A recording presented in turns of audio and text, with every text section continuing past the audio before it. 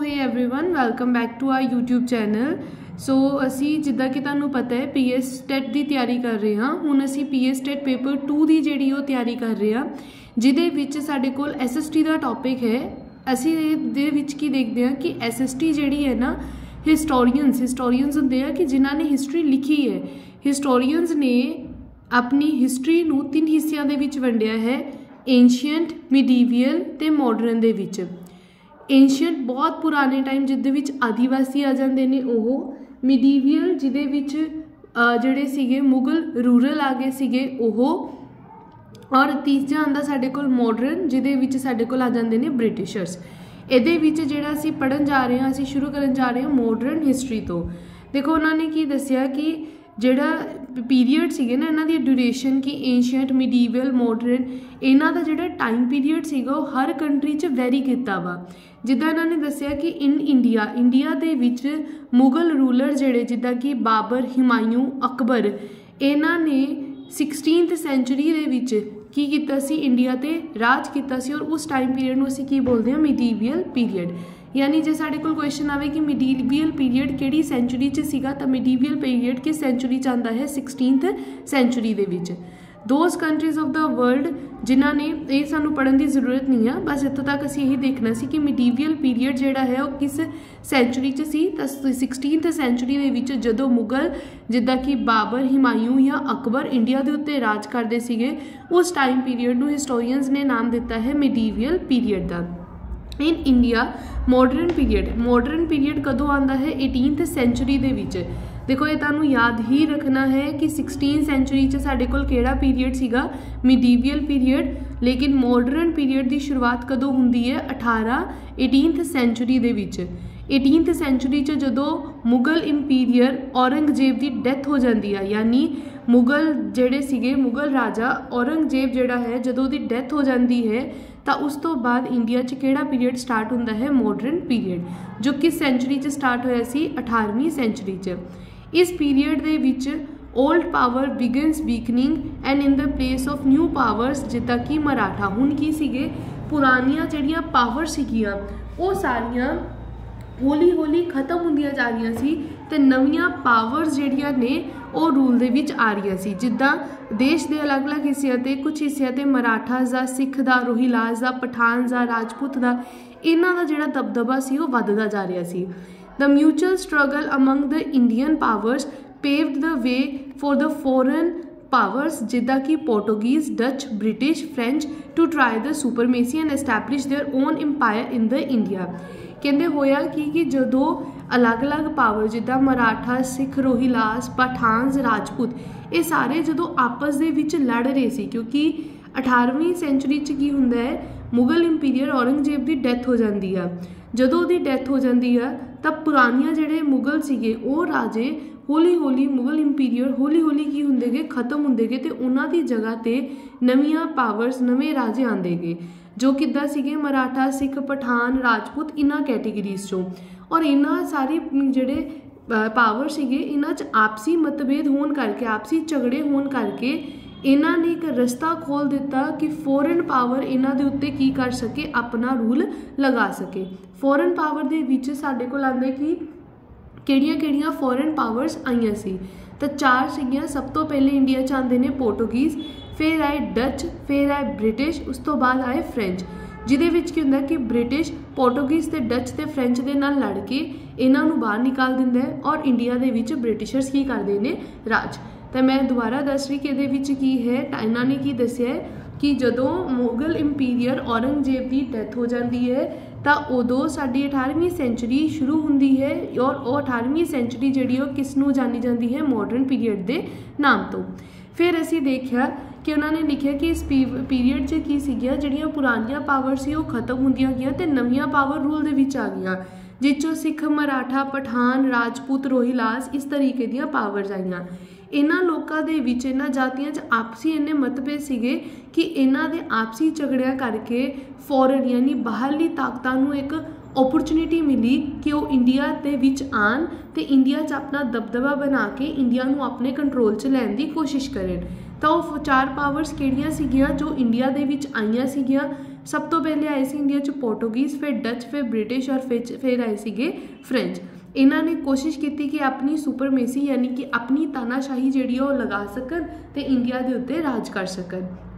इस तरीके दे नाल जिहड़ा वा उन्होंने दसिया कि यूरोप दे विच जिहड़ा मॉडर्न पीरीयड यूरोप च स्टार्ट होया सी वो 16वीं सेंचुरी च स्टार्ट होया सी, लेकिन इंडिया च उही मॉडर्न पीरीयड कदों स्टार्ट हुंदा है 18वीं सेंचुरी च। There were many social evils prevalent in the India as compared with the foreign society. जिस टाइम च इंडिया च मॉडर्न पीरीयड स्टार्ट होया सी उस टाइम च इंडिया च बहुत सारिया सोशल इवल्स पहले तो ही चल रही सी, जबकि फॉरेन सोसाइटीज़ फॉरेन के लोग साढ़े तो कई गुना ज़्यादा अगे सी। जिद्दां इत्थे सती सिस्टम चल रहा सी, भ्रूण हत्या चल रही सी, ये सारिया चीज़ां चल रही सी, लेकिन ये सती सिस्टम या विडो मैरिज री मैरिज ये जिहड़ी सीगी ये फॉरेन सोसाइटी इन्हां चीज़ों नूं बहुत पिछे छड्ड चुकी सी। To root out these social evils from the society, many social reformers tried their best. इस तरीके दी चीज़ों नूं खत्म करने वास्ते जिद्दां विडो दी रीमैरिज नहीं, विडो मतलब विधवा दी रीमैरिज नहीं हो सकती।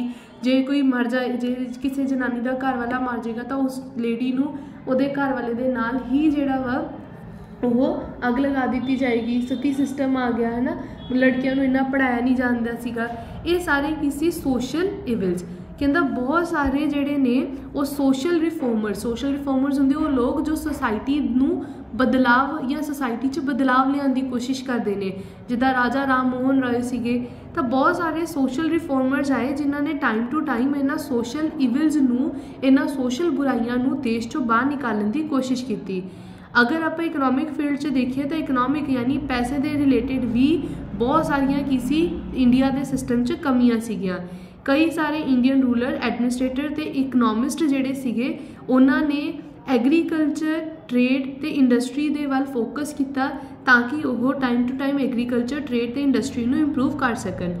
उस टाइम ते स्कूल ते कॉलेजिस जिहड़े सीगे वो एस्टैबलिश होए सी जिथे सिर्फ और सिर्फ की पढ़ाई जाती सीगी फॉरेन लैंग्वेज, लेकिन साइड बाय साइड उत्थे इंग्लिश लैंग्वेज इंडियन लैंग्वेज भी पढ़ाई जाती सी। यानी कि उस टाइम ते उन्होंने जो मॉडर्न पीरीयड आता तो दस रहे कि बहुत सारे स्कूल कॉलेजिस बने और उन्होंने स्कूल कॉलेजिस इंडियन लैंग्वेज के नाल नाल फॉरेन लैंग्वेज नूं भी प्रेफरेंस दी जान लगी। वैसटर्न आइडियाज़ जिहड़े सी उन्होंने इंडियंस नूं एनलाइटन किया कि लोग वैसटर्न एजुकेशन ते वैसटर्न लिटरेचर नूं एडोप्ट करें। इन दिस वे इस तरीके नाल हौली हौली इंडिया दे विच जागरूकता आई ते मॉडर्न पीरीयड इंडिया च स्टार्ट होया। Among the Indians, the feeling of freedom, equality, brotherhood emerged as soon as they got education about the Western culture, history and philosophy. कहते इंडिया के लोगों के विच आज़ादी दी, बराबरी दी, ब्रदरहुड यानी भाईचारे दी ये फीलिंग्स उदों आंदियां ने जदों हौली हौली उन्होंने एजुकेशन लिती किस चीज़ बारे, वैसटर्न कल्चर, बाहरले देश लोगों की हिस्टरी, उन्होंने फिलोसफी नूं समझिया तो हौली हौली उन्होंने समझ आया, इंडियंस नूं हौली हौली समझ आया कि सानू भी फ्रीडम का राइट है, सानू भी इक्वैलिटी का राइट है तो सानू भी ब्रदरहुड जिहड़ी है बना के यानी एकाग्रता या तुसीं कह सकते हो भाईचारे दे नाल चलना पेगा। Now how could Indians tolerate the foreign rule, क्योंकि हुण इंडियंस पढ़ लिख चुके सी इस करके हुण ओह बाहरले शासकों का अपने उत्ते राज टॉलरेट मतलब बर्दाश्त नहीं कर पाए तो जिस तरीके नाल वो बाहरले लोग इंडिया की मातृभूमि नूं एक्सप्लोइट यानी कि लुट रहे सी तो हुण इंडियंस पढ़ लिख चुके सी इस करके उन्होंने को ये चीज़ां टॉलरेट या बर्दाश्त नहीं हो रही सी। इस करके उन्होंने एक नैशनल मूवमेंट स्टार्ट किया कि वो ब्रिटिशर्स नूं देश तो बाहर निकालेंगे और 1947 दे विच बहुत सारे सैक्रीफाइसिस होने तो बाद 1947 दे विच साडे देश नूं की मिलती है, आज़ादी मिलती है। After the independence of India, there started the task of reorganization of India and rebuilding its economy. जदों सानू छड्ड के गए ब्रिटिशर्स उस टाइम ते साडी कंट्री बहुत बुरे हालात चो चल रही सी तो उन्होंने ये दसिया कि जदों इंडिया नू इंडिपेंडेंस मिल जाती है तो हुण काम किस चीज़ का शुरू होया कि किस तरीके नाल इंडिया नू दोबारा उसे इकोनॉमी च जिद्दां असीं कहंदे इंडिया साडी सोने की चिड़ी सी तो पर ब्रिटिशर्स ने लुट्टी इन्ना लिता सी कि इंडिया बर्बाद होने की कगार ते सी तो उन्होंने दसिया कि इंडिपेंडेंस तो बाद साडा मेजर काम की सीगा कि सानू इंडिया नू रीऑर्गेनाइज करना ते इंडिया की इकोनॉमी नू दोबारा तो रीबिल्ड करना है। India have achieved respectively place among the great countries of the world after putting so much efforts and progress for the last 57 to 58 years। पिछले कई साल यानी आज़ादी के कई सालों तो बाद इंडिया ने बहुत एफर्ट्स करके बहुत मेहनत करके अज अपनी एक रिस्पैक्टफुल प्लेस जी बनाई है देश की दूसरी वर्ल्ड की दूसरी कंट्रीज़ के बराबर। हुण आंदे major developments during the modern period. इत्थों तक तो सानू सिर्फ इंट्रोडक्शन दसी कि किस तरीके नाल मॉडर्न पीरियड स्टार्ट हुंदा, जिस चार लोग आंदे ने पोर्टुगीज, डच, ब्रिटिशर्स ते फ्रेंच। ये क्यों आए सी? क्योंकि जेडे इंडियन रूलर सीगे उस टाइम दे मराठास वगैरह सी आपसी इन्हां दे विच लड़ाइयां इन्नियां ज़्यादा सी कि इन्हां दी लड़ाई का फायदा चुकन वाले कौन सीगे? ब्रिटिशर्स। और उन्होंने इस चीज़ का फायदा चुक के अपनी इंडिया के उत्ते राज करने की कोशिश की। हुण ये कुछ इंपॉर्टेंट टॉपिक्स ने जो साडे इस लैक्चर च कवर होंगे, जिसों कुछ क्वेश्चंस बनते हैं बहुत important. Major development during the modern period. 18वीं सेंचुरी जिहड़ी आ वो इंडिया की हिस्टरी च डार्केस्ट पीरियड मन्निया जाता है, क्योंकि इस पीरियड दे विच मुगल इंपीरियर का की हो चुका सी downfall. There started a struggle for the supremacy not only among the regional powers but also among the foreign powers। Okay कह रहे कहते 18वीं सेंचुरी जिहड़ी है इनू इंडियन हिस्टरी का सब तो काला फेस डार्केस्ट पीरियड मन्निया जाता है। क्यों? क्योंकि इस टाइम ते मुगल इंपीरियर जिहड़े सीगे वो डाउनफॉल यानी उन्होंने जिहड़ी सीगी उन्हों का राज जिहड़ा सी उन्हों दा जिहड़ा शासक सीगा वो खत्म हो चुका सी।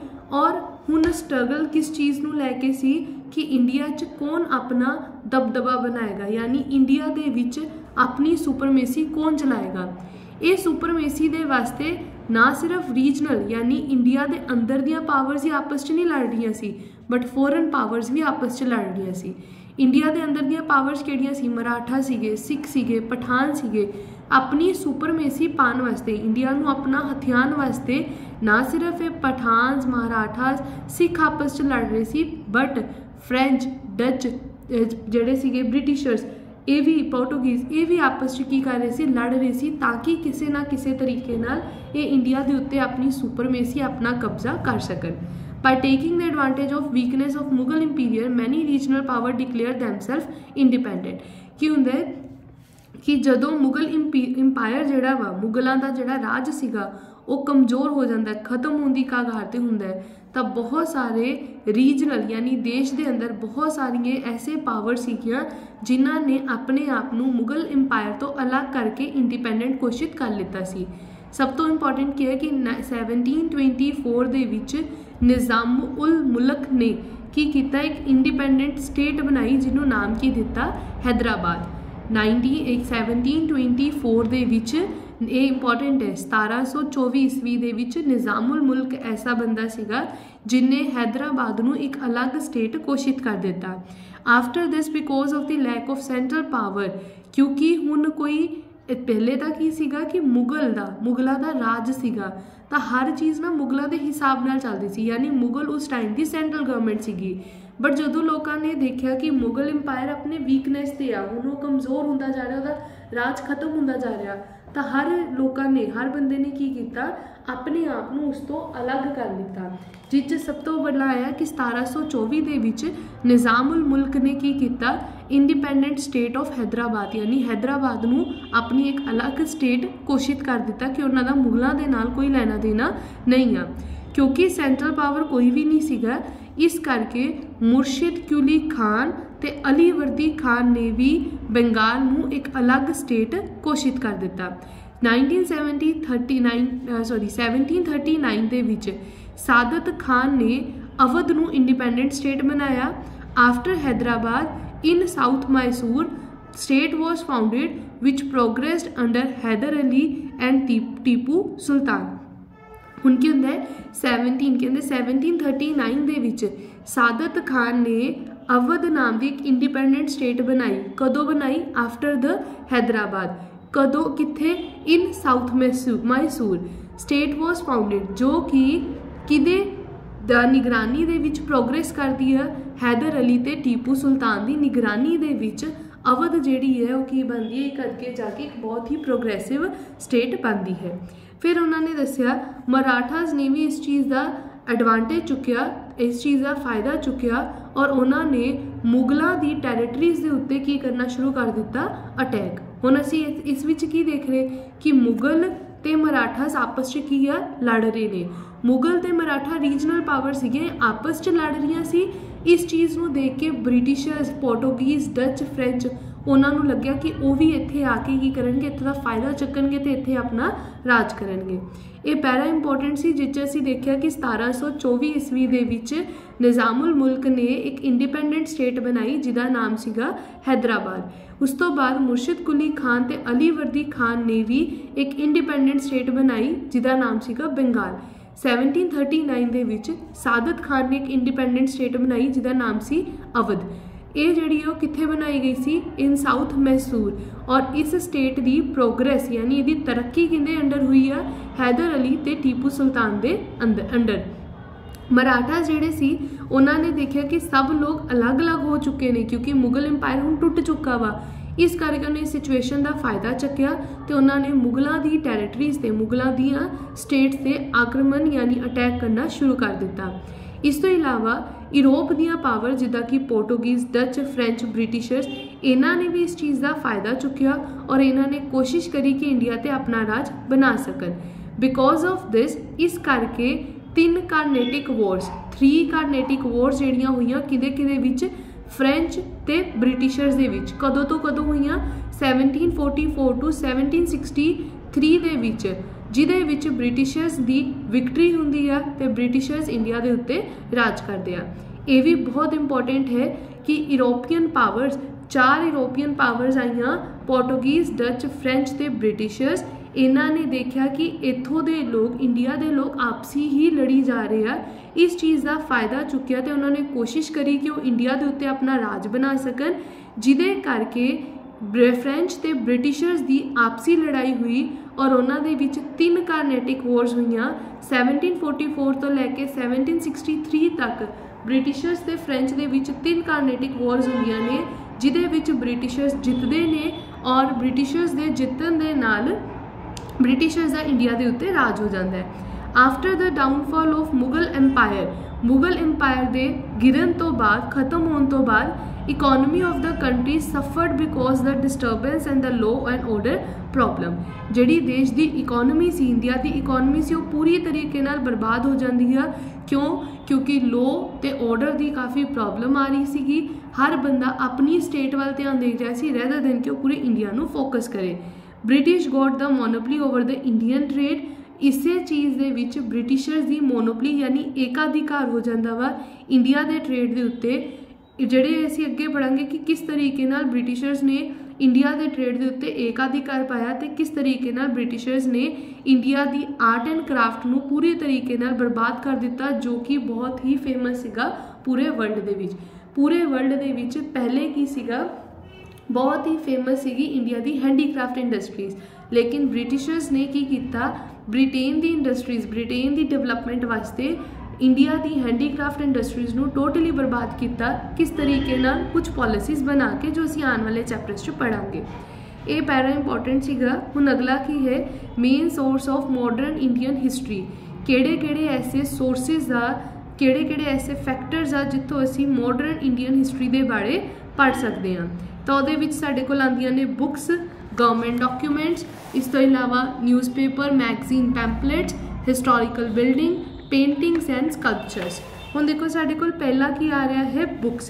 कहंदा with the invention of printing press, modern period दे विच की सीगा प्रिंटिंग प्रेस जिहड़े सीगे वो काफ़ी इनोवेट हो चुके सी, वो इन्वेंशनस आ चुके सीगे कि जिद्दां ही प्रिंटिंग प्रेस इन्वेंट हुंदी आ तो बहुत सारिया बुक्स पब्लिश कीतियां गईयां जो इंग्लिश दे विच प्लस इंडियन लैंग्वेजिस च पब्लिश हुई सी।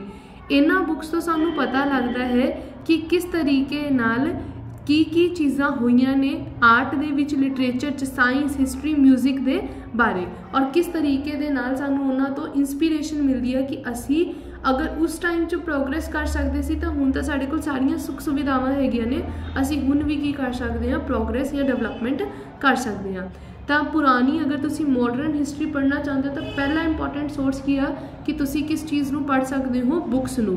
बुक्स की सीगा कि इंडियन जदों मॉडर्न पीरियड आता है तो प्रिंटिंग प्रेस तद तक इन्वेंट हो चुकी सी और उस टाइम से बहुत सारिया बुक्स इंग्लिश दे विच प्लस इंडियन लैंग्वेजिस लिखिया गई जिन्हां तो सानू नॉलेज मिली कि किस तरीके नाल साडे जिहड़ा वा आर्ट लिटरेचर साइंस हिस्टरी ने तरक्की की है और इन्हां बुक्स तो सानू एक इंस्पीरेशन मिलती है कि असी होर भी अगे वध सकते हैं। फिर आंदे है गवर्नमेंट डॉक्यूमेंट। हुण दूसरा सोर्स की है मॉडर्न हिस्टरी नू पढ़न बारे, तो गवर्नमेंट डॉक्यूमेंट भी की ने इंपॉर्टेंट सोर्स है किस चीज़ का, मॉडर्न इंडियन हिस्टरी का।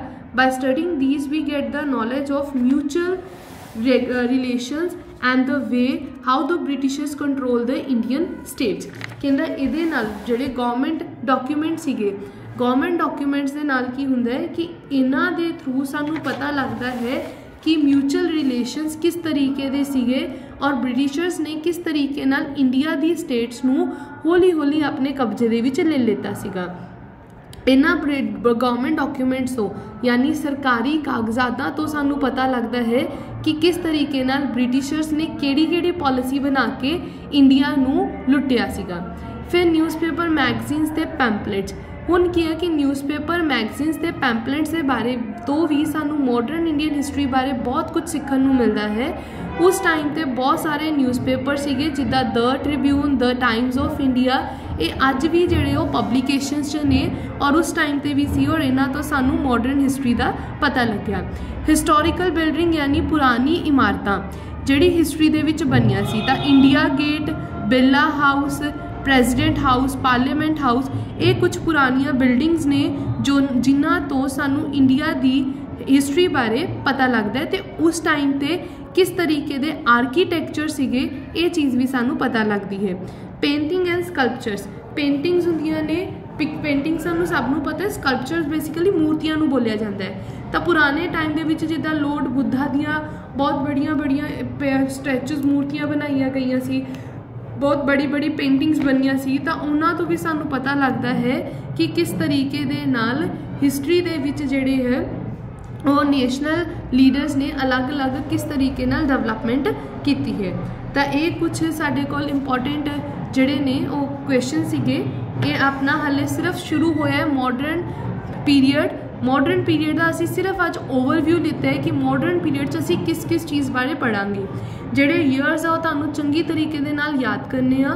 कल जिहड़ा है वो असी डिस्कस करांगे कि किस तरीके दे नाल ब्रिटिशर्स जिहड़े आ वो इंडिया दे उत्ते अपना मोनोपली, अपना राज जिहड़ा वो बनाएंगे। मैं उम्मीद करती हाँ कि अज वाला जिहड़ा टॉपिक सीगा वो तुहानू चंगी तरह क्लीयर हो गया होएगा। इन केस फिर भी जे तुहानू कोई डाउट होवे तुसीं जदों मर्जी मेरे तो डाउट लै सकते हो। Thank you for watching my video. Do not forget to like, share and subscribe my YouTube channel.